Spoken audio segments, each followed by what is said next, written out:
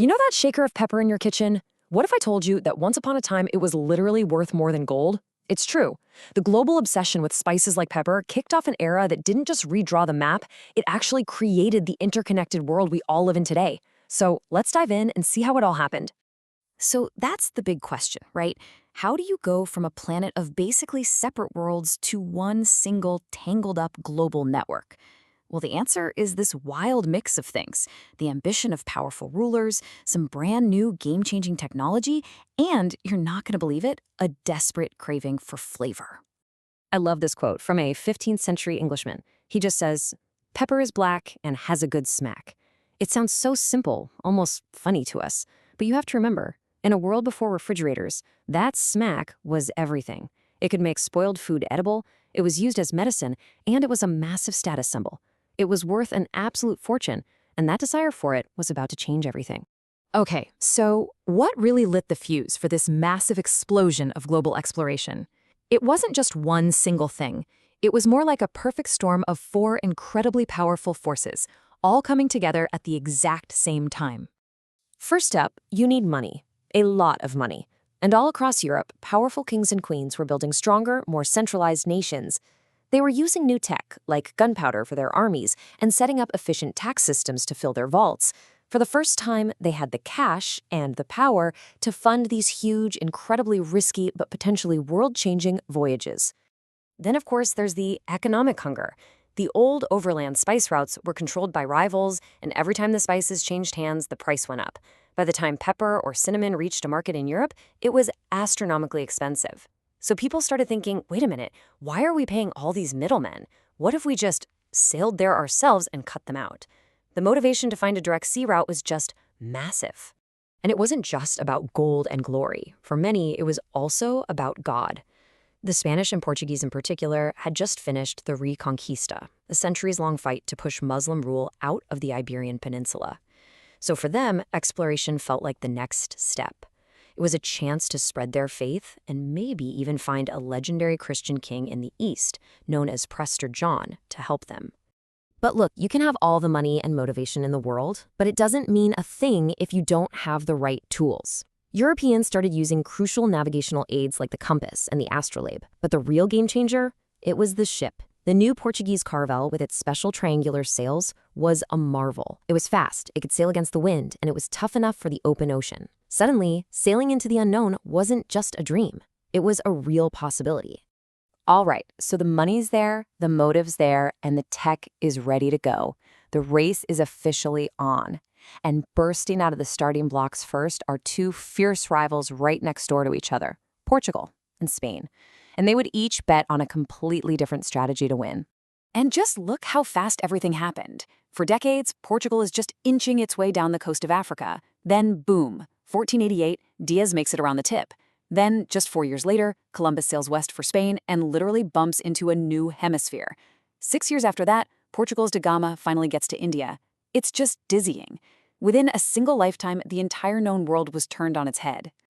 So let's talk about Portugal's game plan. Their first goal was actually to get a piece of the West African gold trade. But then Vasco da Gama makes it all the way to India and sees the mind-boggling wealth of the spice trade. Suddenly, gold seemed like small potatoes. The real jackpot was controlling the Indian Ocean. And Portugal's strategy here was, frankly, brilliant. They were a pretty small country, so they knew they couldn't conquer huge land empires. So they didn't even try. Instead, they built what's called a trading post empire. They'd use their powerful ships with cannons to seize control of key ports and choke points, basically setting up toll booths all across the Indian Ocean. It was a lean, mean, profit-making machine. Now, Spain was watching all of this with some serious envy. So they decided to take a huge risk on a wild idea from an Italian sailor named Christopher Columbus. His pitch? Let's just sail west to get to the east. Well, he never found Asia. Instead, he accidentally ran into two massive continents that Europeans didn't even know existed. And that accident completely changed Spain's focus from trade to conquest and to digging up insane amounts of gold and silver. So at the end of the day, you have these two nations that started with pretty much the same goal: find a sea route to Asia. But they end up with totally different kinds of empires.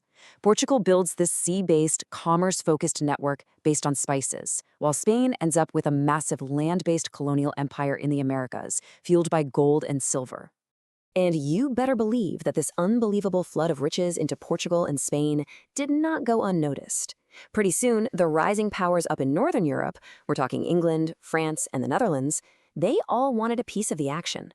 This kicked off a whole new, much more crowded, and even more competitive phase of this global race. And each of these new players found their own angle.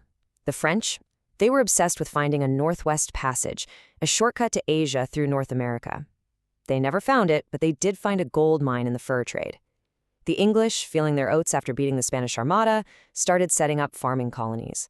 And the Dutch? Well, the Dutch were just ruthless traders. They went straight for the source, taking on the Portuguese directly to dominate the super profitable spice trade.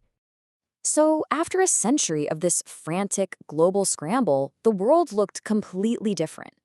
Let's just step back for a second and look at the big picture. What's the main takeaway from all this?